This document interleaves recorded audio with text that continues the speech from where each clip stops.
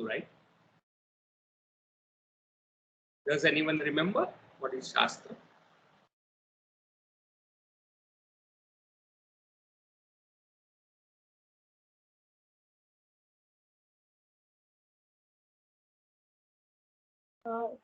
Shastra. Pardon?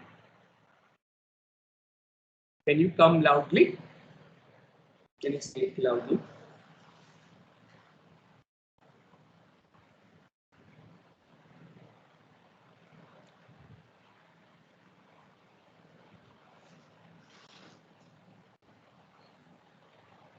What's the meaning of the term Shastra?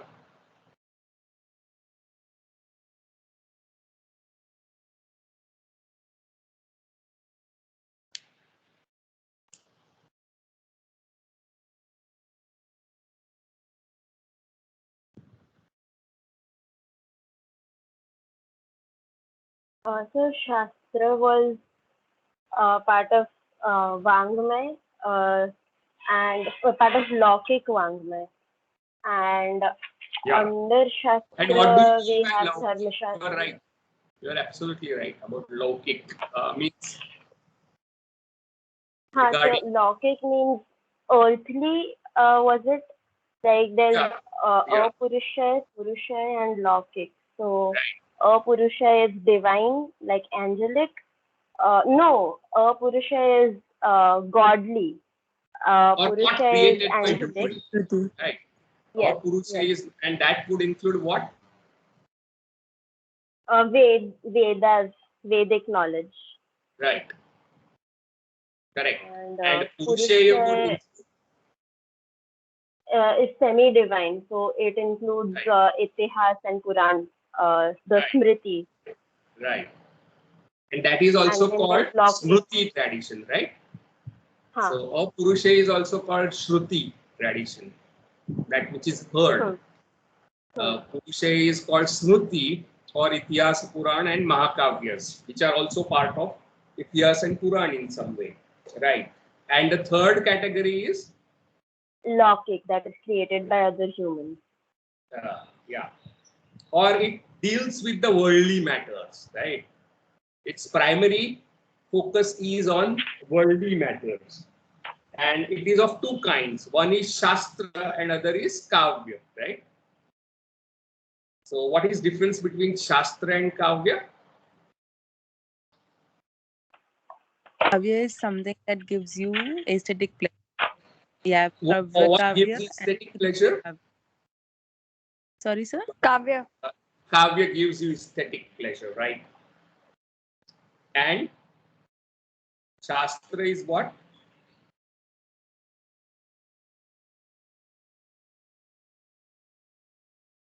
What is Shastra? They're like guidelines, sort of. Right, guidelines, and it is knowledge, basically systematic, scientific, systematized kind of knowledge, right? Organized knowledge about something which has a certain authoritative place. Means Dharma Shastra would include that knowledge which has got an authoritative place in our society, like you are supposed to follow it, right?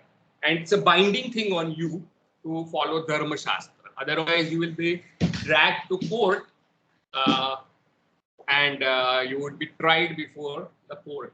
In those days, court was largely something called Dharma Sabha, right? And Dharma Sabha would be presided over by religious leaders, dharmic, mostly Brahmins, who were in charge of managing things, interpreting Dharma Shastra, right? So just like court today interprets constitution and law for us, Dharma Sabha did that in those days, right? And there were many kinds of Dharma Shastras. And most famous one is Manav Dharma Shastra or Manusmriti, right? We discussed that. Do you remember? Yes, sir. Yes. Who else remembers apart from Bhargavi that we mentioned Manusmriti?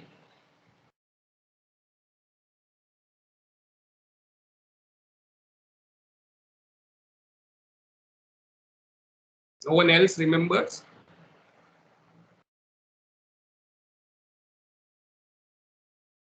Raise your hand if you remember Manusmriti.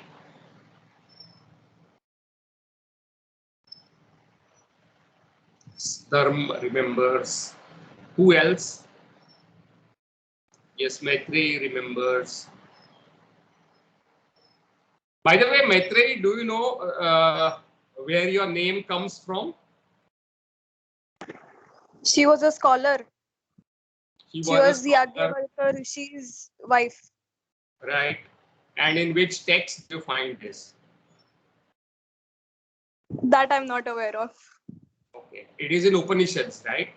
Part of Vedic corpus, you find discussion between Maitreyi and Yagnaval, as you said, who was the great Rishi of the time, and the other woman also, who was one of the scholars, Gargi. Very good. Okay. So, who remembers about Manusmriti apart from the people who raised their hands? No one else? Only 4 to 5 people?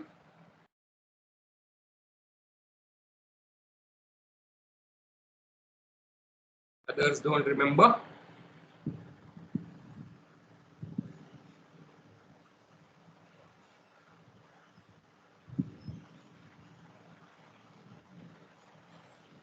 Okay, what is okay? Bhavya remembers. Okay, so Manusmriti, and there is also Yagnavalkya Smriti, right? Now that we have mentioned Rishi Yagnaval, and there are other Dharma Shastras as well, and kind of authoritative compendium of knowledge, right, related to this world is the Shastra. So you have Shastra regarding sexual desire and pleasure called Kama Shastra, right? So Kama Shastra, most famous one is Vatsyayan's Kama Sutra. Does anyone remember I having mentioned that? Yes, sir. Yes. And Yes, one regarding expansion of power and wealth called Artha Shastra, right? And most famous from only surviving Arthashastra.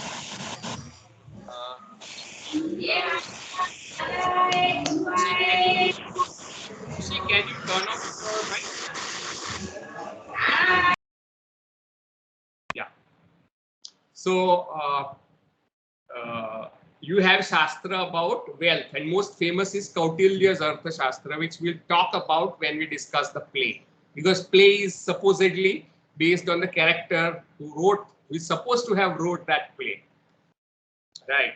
And in similar fashion, we have a Natya Shastra, which gives you kind of authoritative knowledge.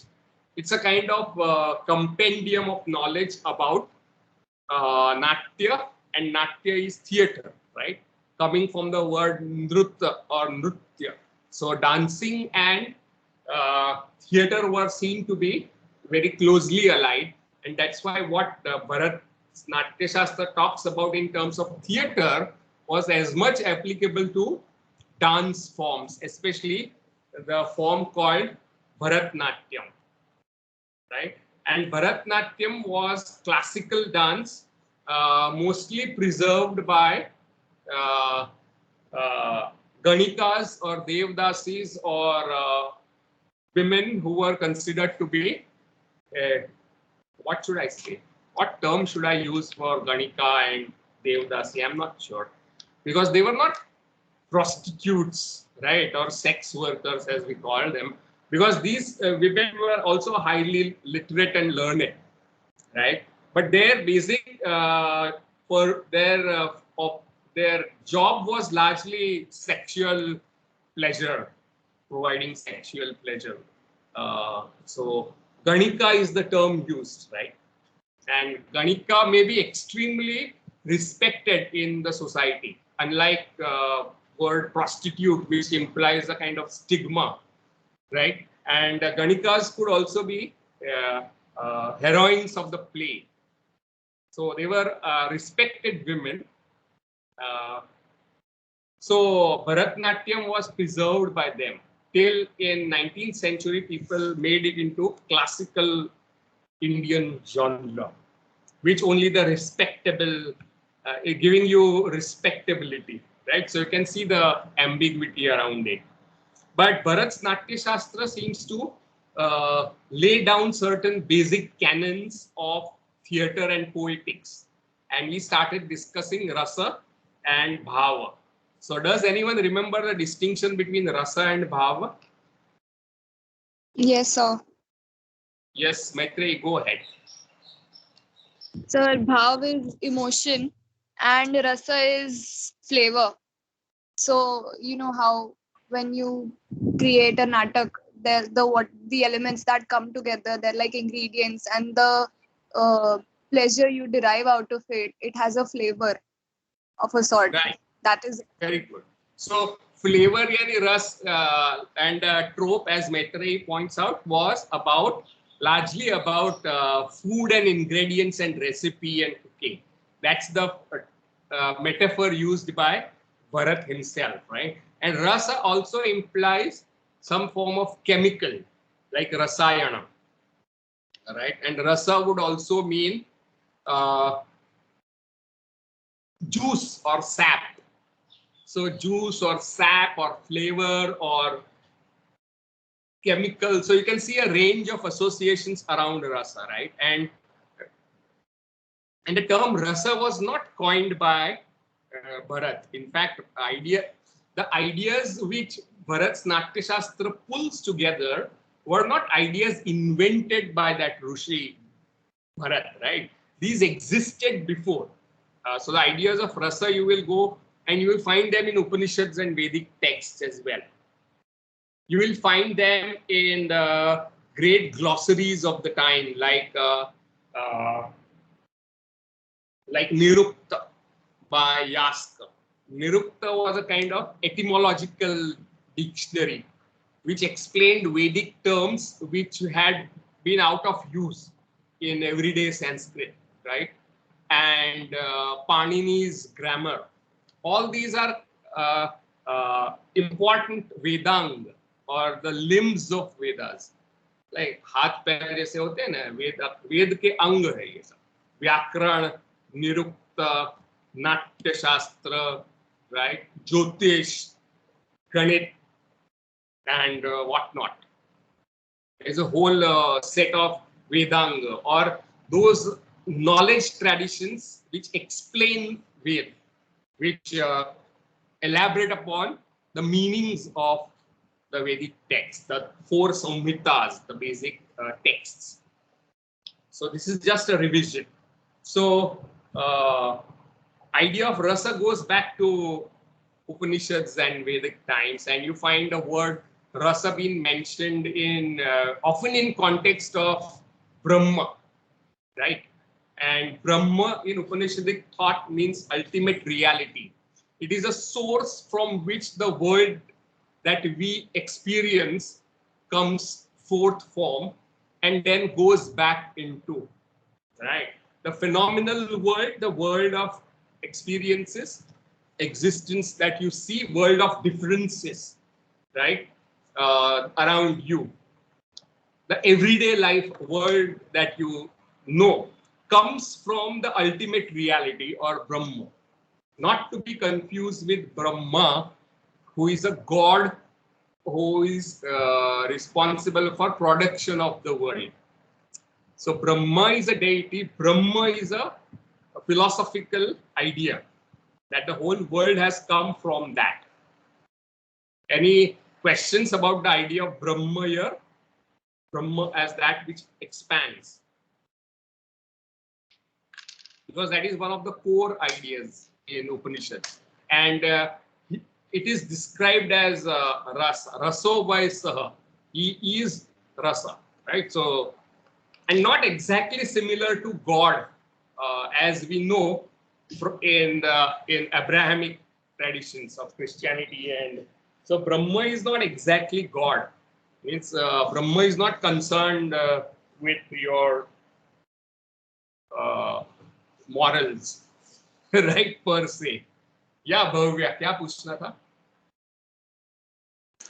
Sir, am I audible? Yeah. Excuse me for a moment.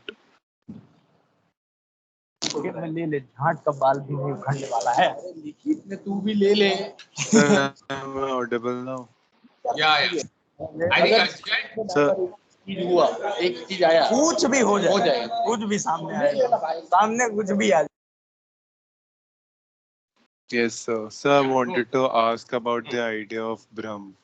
Is it synonymous with just perceiving the universe as a Brahman and like I am unable to pin my finger not to at the mix with point? Brahm. Brahm is delusion or illusion, right? It is Brahma, not Brahm. It doesn't start with Bra. Brahm nahi hai. Brahm yani illusion. It is Brahma, right? It starts with Bra, not Bra. Ba or Bha mein difference hai. So Brahma is that ultimate reality from which the whole world has come, emerged, and to which it goes back, right? And unlike the world of differences, it is seen as a unitary thing. It's a kind of bedrock from which the world that we understand or see emerges, right? So can it? Brahmand is it's based on myth that the whole universe was an egg, right? Brahmand. So this seems a lot like the physicist's explanation of how the universe contracted into a singular point and then expanded into what it is, and then that would start कुछ भी happening. लेना देना नहीं, उसके साथ कुछ भी लेना देना नहीं है, right? Brahma is ultimate reality. It is not Big Bang theory. एक point के बाद वो फूटता है, right? It's physicists say that the universe at the beginning of time was a kind of concentrated small dot which bursts and expands, right? But Brahma is not about this world. The world which physicists describe, Bhavya, is not Brahma, right? That is what you should get. Brahma is reality. What physicists describe is the world of differences. So physics, according to the Vedic tradition, is part of avidya, not vidya.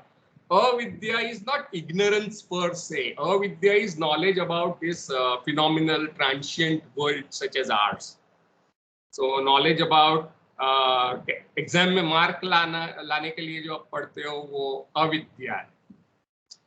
विद्या क्या है? तो ब्रह्म विद्या कहते हैं. ब्रह्म के बारे में आप जानना चाहते हो तो विद्या होती है, right? So it's avidya is not to be understood as negative. It's as positive as anything else in the world, right? But the point is, physics is avidya because it tries to understand the contemporary, the world that we see. So where is it originating from? I'm unable to, like, you're saying it's coming from something, right? What is coming from something? My pronunciation is a bit messed up. Brahm, not Brahm. I'm sorry, I'm unable Brahma to say is it out loud. self-created. Nobody creates Brahma, right? Brahma is Swayambhu. Nobody creates Brahma. World is creation of Brahma, right? So the world. So you have to distinguish between our world that as we know it. That you are Bhavya and I'm Sachin and she is Tuti and that is Yash and so on and so forth. She is Bhargavi and she is Maitri. ये जो दुनिया है वो कहाँ से आती है? तो वो ब्रह्म से आती है. It's a source of that and it goes back into that. Yeah, Maitri. All right. So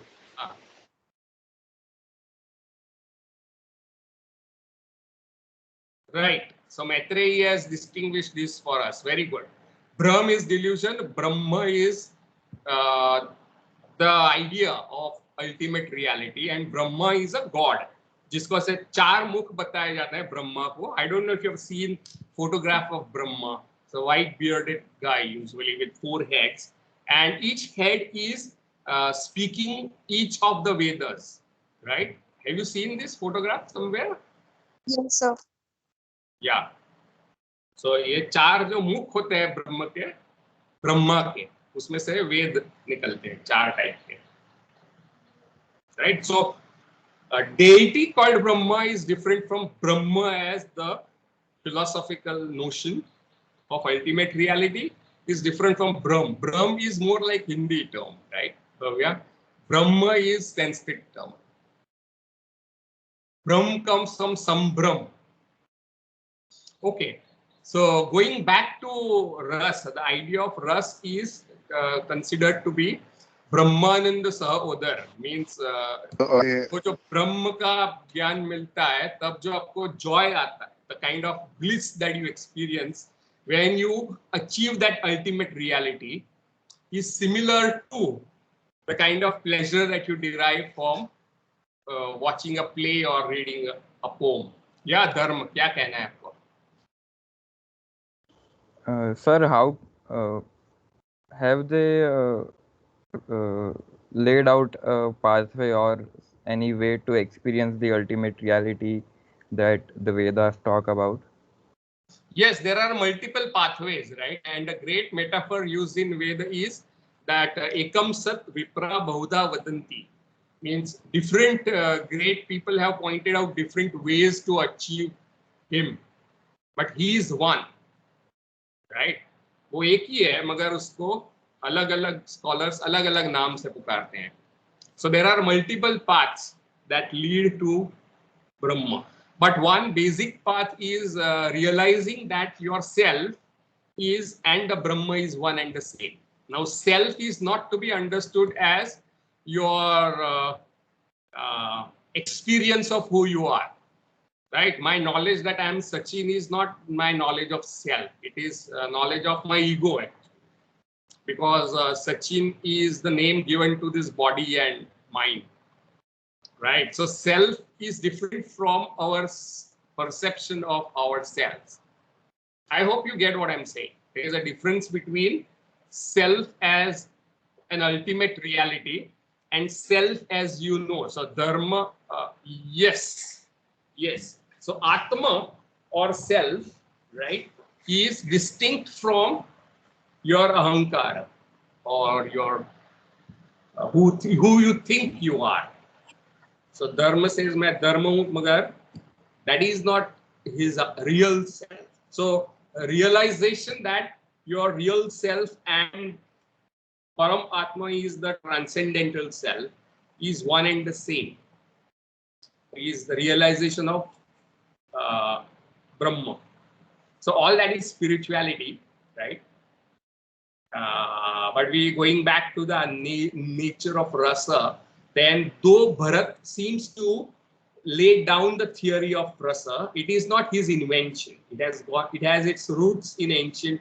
So there is something like prehistory of Sanskrit aesthetics, which goes into Vedic texts of all kinds and Upanishadic texts. When I say Upanishad, you should understand it as Ved, right?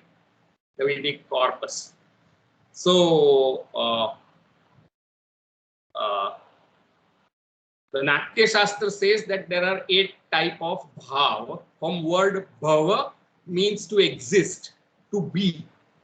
So bhav, though it's often translated and understood as emotions, I am not very sure whether it is emotions. Bhav means to be, right? Bhava, to be. So bhav would include things like not sadness, but being sad.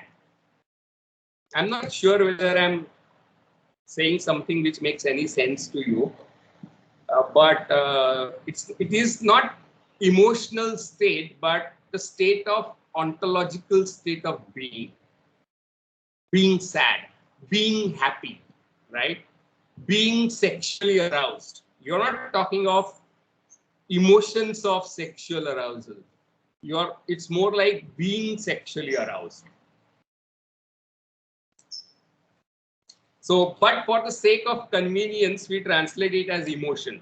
So, bhava are different set of emotions, and rasa is what you experience out of work of art. And it is always pleasurable. and that's why even if you watch a horror film whose bhav is bhayanak, it's bhaya, right? Bhaya is transformed into bhayanaka through various processes, and the process which is described in this way is called Rasa Sutra, and we discuss Rasa Sutra. So let me just take you back to Rasa Sutra. So, okay, let me see, where is Rasa Sutra? I'm sharing the screen now.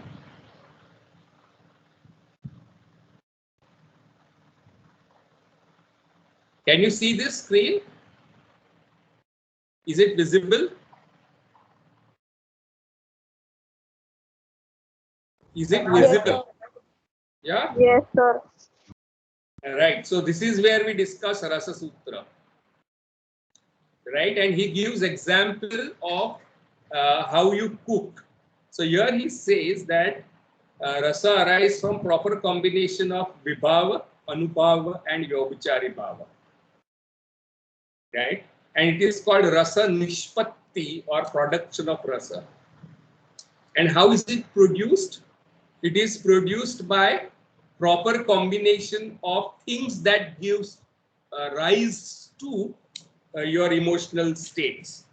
So if you are looking at bhaya or fear, then what are the things that scare you, right?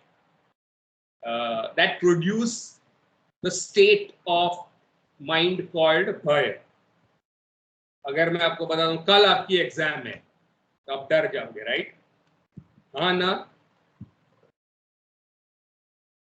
नहीं डरोगे? क्या डरोगे?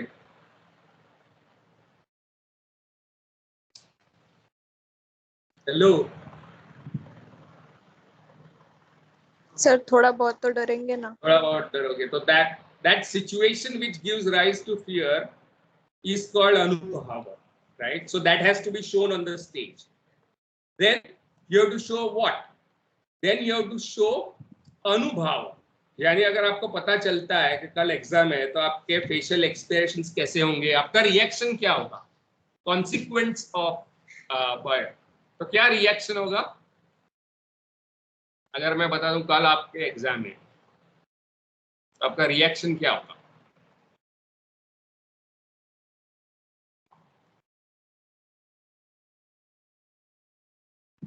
सो गए क्या सब लोग? Hello, keep in mind that the attendance is not so important in my class. I don't want physical existence. ये मुझे I don't want to increase the list here of attendees. I am interested in your mental presence. So if you feel that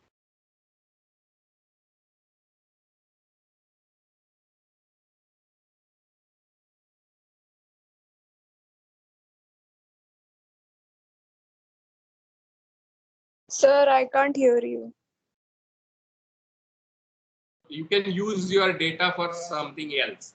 You can use that data for social media. So only if you're interested in participating in the class, only then attend it. Feel free not to attend because this is college. This is not school. या आप आओ attendance, नहीं तो मैं आपके घर को phone करूंगा, राइट? अगर आप नहीं आते तो मैं आपके घर पे फोन नहीं करने वाला, कोई भी नहीं करेगा.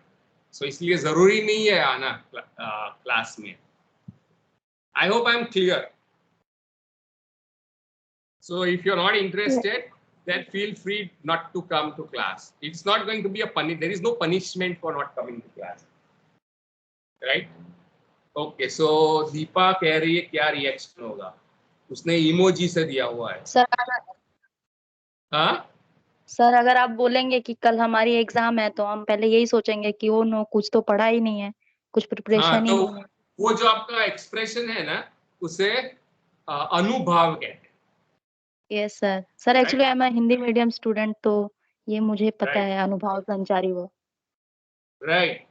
तो अनुभव इज एन एक्सप्रेशन, और वो वाचिक, आंगिक तरीके से आप एक्सप्रेस कर सकते हो, यानी आप बोल के कह सकते हो, जैसे oh no my god, that is वाचिक अभिनय, right?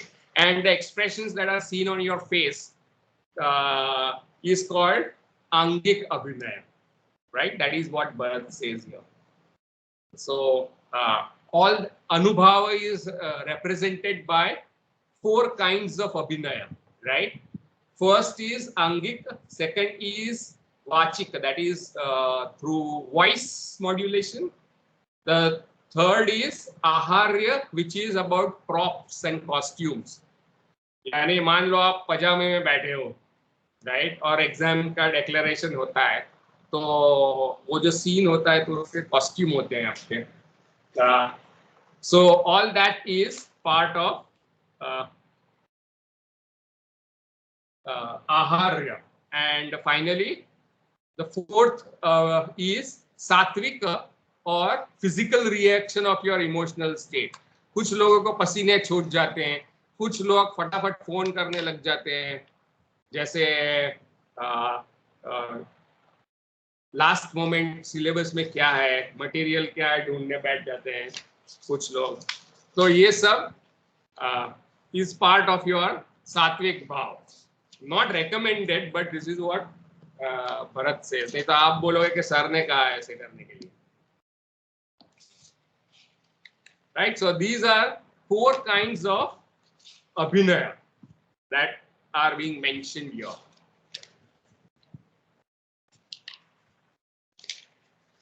Excuse me, sir. Yeah. Sir, can you please explain the first one again? First one? Sir, of the Abhinayas, the first one. Okay. Let's start Page with it. number 5 in your syllabus. Last paragraph. Histrionic representations are recognized 4 types, right? They are physical gestures, expressions, and movements, that is Angika. Voice modulations in delivery and dramatic speeches, Vachika, that is verbal. First is, you can say, body language. Second is your verbal language. Third is your language of costumes, makeups, props. And fourth is the physical reactions of inner emotional states. जैसे पसीना छूटना. मैं और details में नहीं जा रहा हूं, मगर आप समझ जाइए, right? Thank you, sir. Found it. Thank you. It's there. Any doubt about this? No. So Rasa Sutra is given on page number 6, right? And the trope, the metaphor given is food stuffs. Spicy food stuff को बनाते हैं, सब्जी लेते हैं, औषधि, फिर मसाला डालते हैं, फिर और चीजें द्रव्य डालते हो, तो उसमें खाने पर फ्लेवर और रस पैदा होता है आपके मुंह में, राइट? तो उसी तरह से विभाव, अनुभाव और व्यभिचारी भाव, यानी ट्रांसिएंट स्टेट्स ऑफ इमोशंस को आप मिलाते हो, पकाते हो, तो उसमें से रस पैदा होता है. Clear? Sir, I have a question. Yeah, go ahead. Sir, Angik Abhinaya and Satvik Abhinaya similar नहीं हुआ? Similar हुआ, मगर सात्विक है ना, has a kind of physical basis. जैसे पसीना छूटना is a good example, right? You don't show, या आंख में से आंसू निकल आना, right? So on one hand it is body language, but you have to put something in your eyes so that you start crying, right? पसीना ऐसे थोड़ी आप कैसे एक्ट कर सकते हो पसीना छूटना, right? तो वो पैदा करना पड़ता है ना आप में. Did you get the difference? Yes, sir. Heartbeats बढ़ जाना. Now you cannot actually raise your palpitations. They are physically manifestations of emotions, right? So they cannot be acted as such, but you have to some way represent them on the stage. जैसे बेहोश हो जाना, you can act it, but then, and that is a very common kind of thing. And very interestingly, as a kind of small digression, when William Jones Do you remember we talked about William Jones? Does anyone remember? William Jones के बारे में हमने बोला था. No, sir. Okay, nobody remembers. William Jones was a Sanskrit scholar. He knew so many languages, and yes, as Yash says, dry throat is a manifestation of fear. Exactly. Yes, you seem to have experienced it quite frequently. है ना? Many times, sir. Many times. So good. So William Jones was puzzled. He was one of the earliest British scholars and a poet who learned Sanskrit in India, and he translated Abhigyan Shakuntal, one of the great plays by Kalidas. But he could not understand why Shakuntala was sweating every now and then. तो पहले तो उसे ऐसा लगा कि शायद ये एक बहुत ही गर्म क्लाइमेट में रहने वाले लोग हैं इंडियंस, तो उसकी वजह से पसीने छूटते होंगे, which makes sense, right? But actually, had he understood Bharat's Natya Shastra, then perspiration is one of the signs of erotic sexual arousing. So if somebody is sexually aroused, then that person is shown as perspiring. Now this is Natya Dharmi, this is convention. I'm sure not many of you perspire when you are sexually aroused, right? You perspire only when your AC is not working. So in some way, he was right. His understanding of Shakuntal was correct. But then he failed to understand the convention of Indian eroticism, Kam Shastra, Kam Sutra, right? So whose Satvik Bhav of Shrungar, right? Rati is sexual desire. So Rati results in pasina chotna. That is Satvik Bhav associated with sexual arousal or Rati. Now when you show it, then there is rasa called Shrungar, which is ego. Right? Any questions about Satvik Bhav?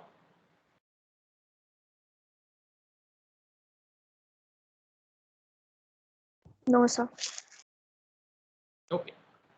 So all that is explained here. What are bhav? Fir vibhav kya hai? They are also called karan. Vibhav is also karana, nimitta, hetu, and so on. And there is a definition of vibhava. And there is a definition of bhava. And there is definition of anubhava, right? Okay.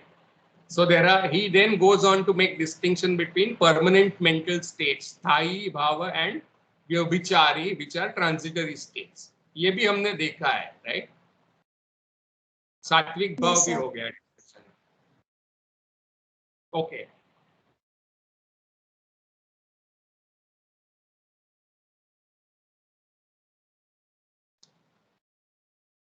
Now he is talking about various kinds of plays, and one of the important kind of plays which has a single character, right, called Dhurta or Vitta, and his condition.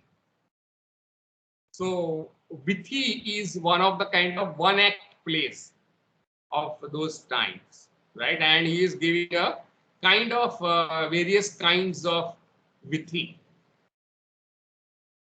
And Vithi, one act play, has all the sentiments. Now, one thing that you have to bear in mind, that a single play can give rise to whole range of emotions, right? All 8 of them. But one of them is predominant. So there is something called predominant rasa or main rasa, right? So according to some critics like Abhinav Gupta, who says that the main rasa is Shanta rasa in Mahabharata. Another critic called Raja Bhoj, right, who was very important literary theorist, would say that Shrungar is the main rasa. Right? So one rasa predominates over other kind of rasa. So it's not that one text has one rasa, but it has multiple rasa. Okay. I don't think we should go into depth of this vithi. It's not important for us. We'll go to this part called model spectator, right? Model spectator is the rasika, right? One who is discerning about rasa, right? Is connoisseur, and connoisseur term comes from very often wine tasting or alcohol tasting, right?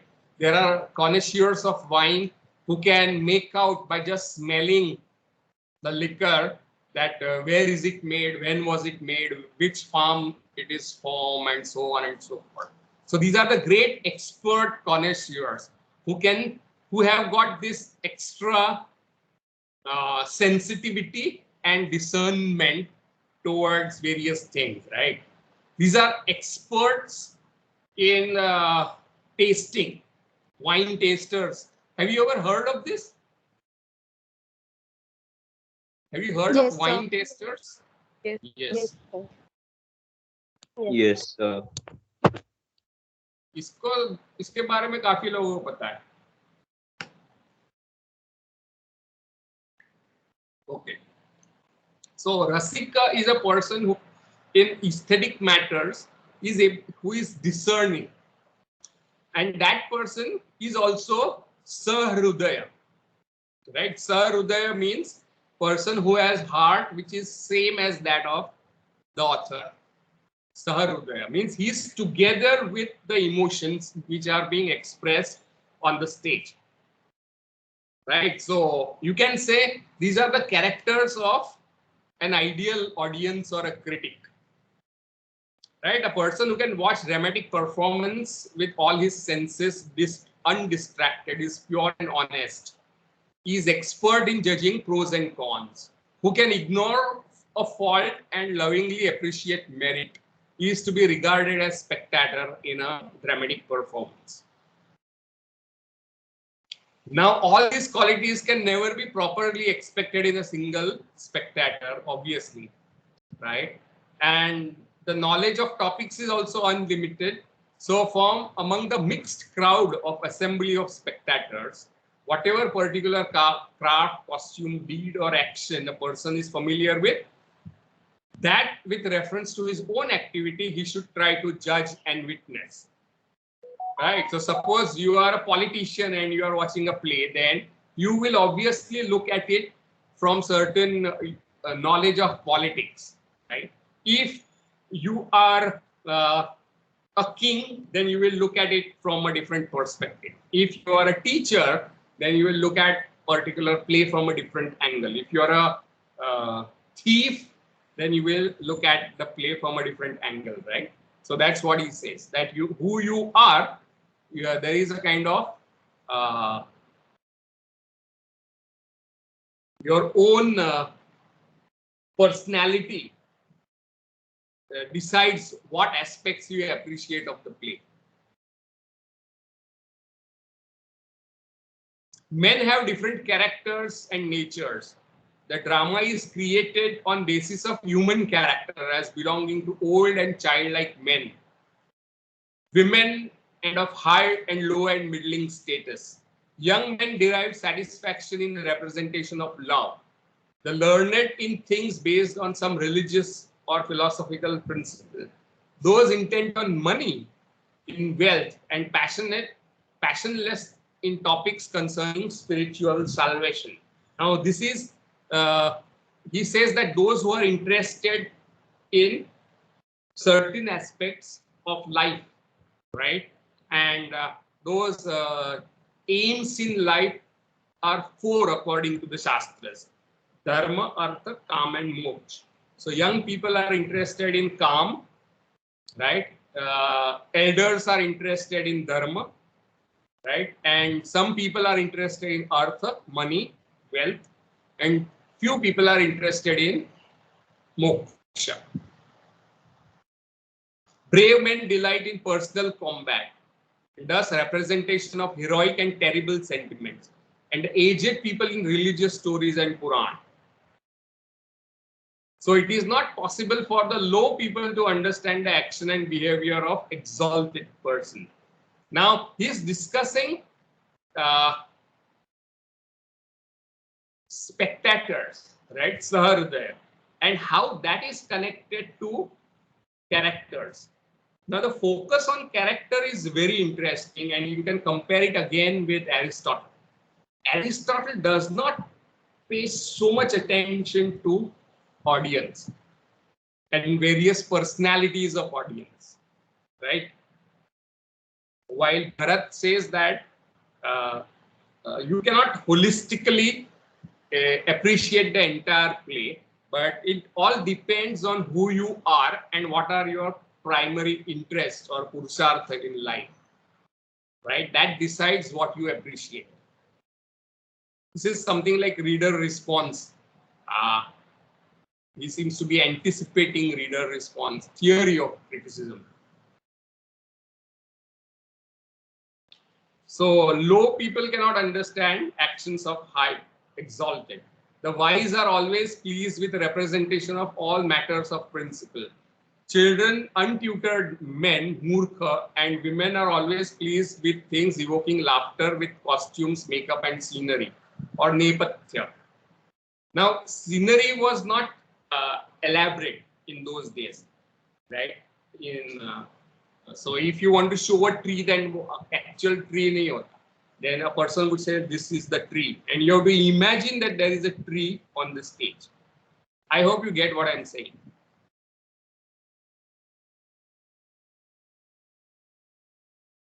Yes, sir. Yeah.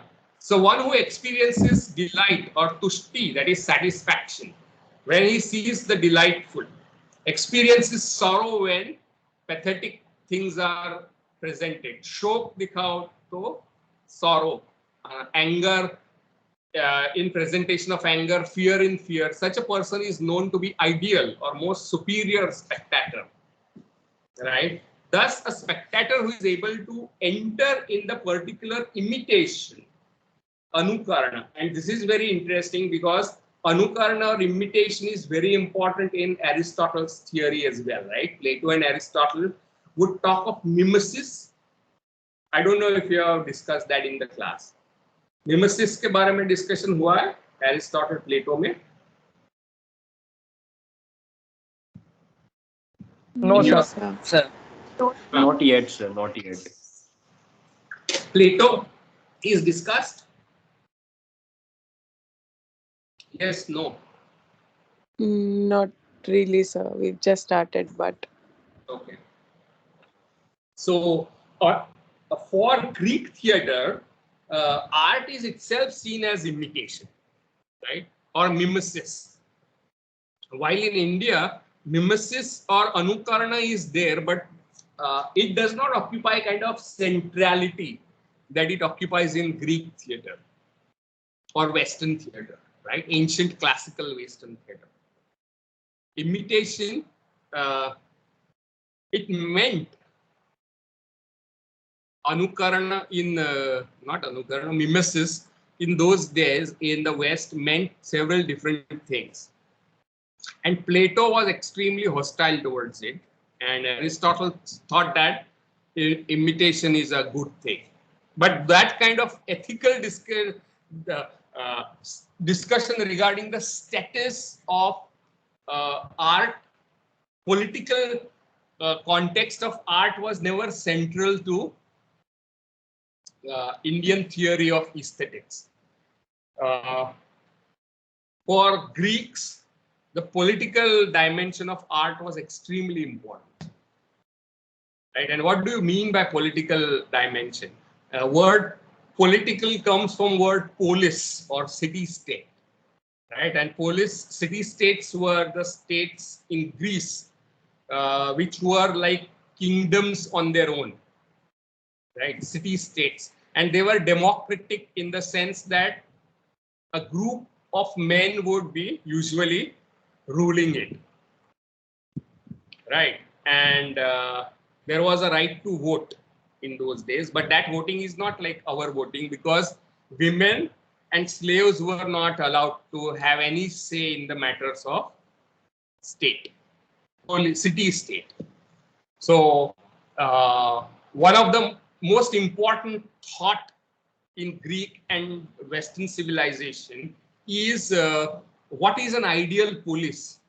Ideal city-state kaisa hona chahiye? And Plato seems to be one of the first and most influential thinkers who tries to think about the ideal city-state. And he is doing that at the time of Peloponnesian War. I'm not able to pronounce it properly, which was between the Spartans and Athenians and various cities. Sparta, Athens, ये सब अलग-अलग city-states थे. And there was a civil war. Some states were oligarchic, right? Few people controlling the whole state, and some were democratic, like Athens, having more people had a say in how city is ruled, right? So there was this fight, war, civil war at the time when Plato grew up, right? And the other thing was something called Pan-Hellenism, or a kind of move towards ethnic unification of Greek city-states. There were several numerous city-states, polis, and there had to be a kind of, there was attempt to create a kind of ethnic unity. So this unity had to be built upon existing cultural foundations. And those cultural foundations include singing of Plato, right? By Plato, by people who were called rhapsodes, like bards, like Bhat and Charan, we say, right? So these rhapsodes used to sing Plato, used to sing Homer's Iliad or Odyssey. So these people were the singers of the time. Now, a person singing, say for example, poem called Iliad in Sparta, and a person singing a poem called Iliad in Athens, had to have some commonality. They should have a common model of imitation. And that accurate rendition was called mimesis, right? So you can see that mimesis had a political function of ethnic unification of diverse city-states of Greece, ancient Greece, right? And the poets and the bards and the rhapsodes had a huge influence on human life of Greece, political, social, cultural, all. And Plato thought that this is the danger of mimesis. That, say for example, one bard, one rhapsode sings about one god of Greece called Zeus in a particular way. The other rhapsode sings about Zeus in another way. Now everybody is going to depict Zeus in different way. Now this will create confusion in mind of people, and therefore these rhapsodes have to be banned in his republic, and poets were not allowed, because mimesis creates misrepresentation of God. And he also had a problem, which was a philosophical, metaphysical problem, that mimesis results in going away from reality, right? And according to his own theory of forms, he believed that the world that you can see, like say for example, the world of the screen that you are holding in your hand, your phone or your PC or your laptop, is not the real one. though it exists. The wall that is in front of you is not the real wall, though it exists. The real wall is that which is imperishable and ideal and perfect. The wall that you can see is going to crumble. It's not perfect, right? It has flaws. So it cannot be considered real. Real wall is the wall in your mind. So the wall that you see in front of you is a representation of the ideal wall, right? And when a painter paints that wall, he is still making a copy of a copy. So which is going to be even more imperfect than the wall, right? That's why art is going away from reality and truth. And that is another reason why he wants to ban art. Now, all these deliberations are missing in Indian context, right? Nobody sees Natak as a threat to political order or a social order. It's seen as entertainment, something that forwards your 4 goals of life. Yes, Bhargavi, go ahead. Sir, but then the emergence of a drama like they had in the Greek times, they used to perform the drama like the first criticism, there was the play called The Frogs, I think. Yes, So yes. उस time पे they used to criticize and discuss it in the public, right? So Right. when they had these thoughts ki humans are all political animals, right? So how they behaved in the community, how they contributed. So the culture was different than Exactly. ours. And word political is to be understood in a different sense than we understand it today. It comes from the word polis, yani city state, right? So Yes, when sir. Aristotle defines human being as zone political, you are defining human being as person belonging to city state, having a particular function in the city state, right? Yes. And I'm not talking about origins of Greek drama. I am talking about Plato's hostility towards art, And or sir, the essential metaphysical conception of art as dangerous, right, is something that you don't find in India. so even the concept of mimesis and imitation, even though it was sort of the concept of beauty and its connection with truth, it was also sort of the representation was all exaggerated, like the bhava or rasa we have. The same sort of a concept but different terms, I think. I'm not But sure about that. Because the first important theory of drama comes from Aristotle, right? Who talk, and we don't have his books on comedy. We have only his book on tragedy, in which he talks about catharsis of pity and fear, right? Or purgation of pity and fear. It is not about bhav and rasa. Because when you see a horror film, Aristotle would say this is good because it purges fear from your mind. It improves your mental health. And as you are a political animal, it is good for the city state as well. Right? Rechak hai, kala. yes, sir. Right? What Bharat is saying, or what Natya Shastra is saying, is that you enjoy depiction of horrible institutions, horrible things on the stage, right? There is pleasure associated with horror, right? He's not talking of purgation in any place. So these are 2 very different traditions of thinking about art. So even when we compare, we are actually contrasting, right? Mm-hmm.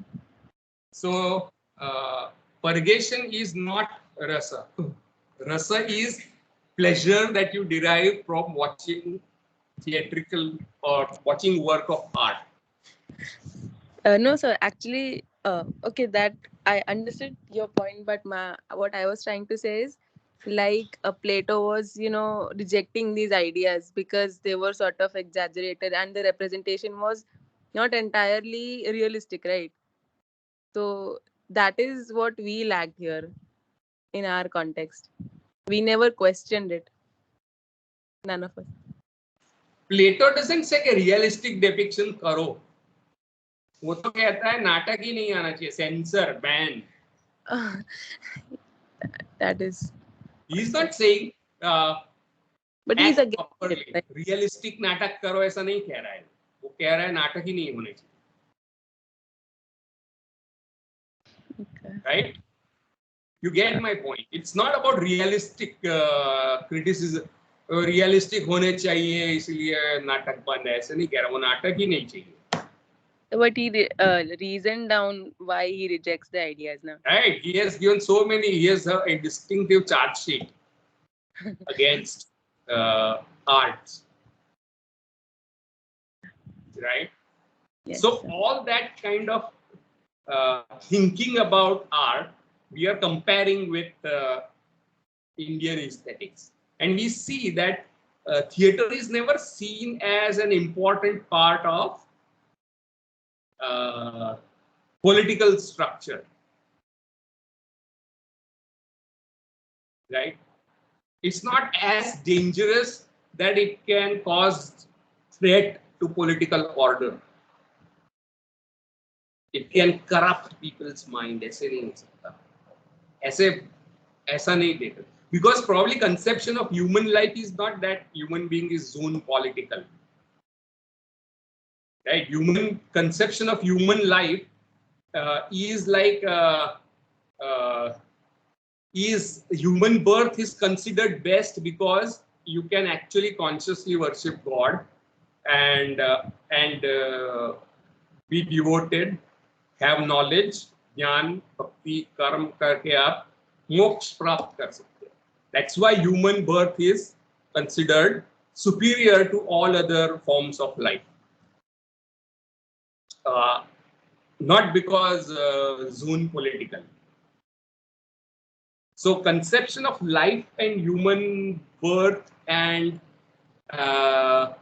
cosmology and worldview is very different.